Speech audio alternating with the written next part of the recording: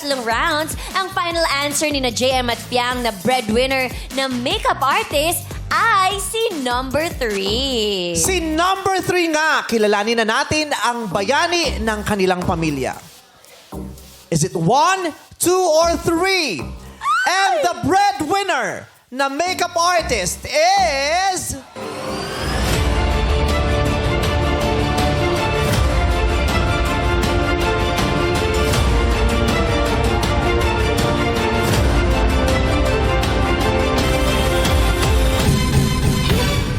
Number 1! Si Kenneth Atienza ng 13 Martires, Cavite! Naku, sayang. Narinig ko kanina nabanggit mo yung 1. Yes. Oo. Kasalanan ni Vilma. Anong reaction mo na hindi one ang napili nyo?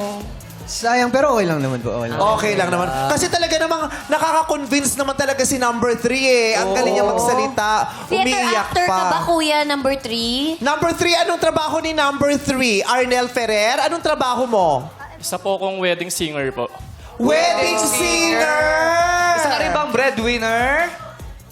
Breadwinner ka ba? Hindi siya breadwinner, siya ay wedding singer. Si number 2 naman, si Elina Dayan Gregorio ay isang Financial advisor po. financial advisor.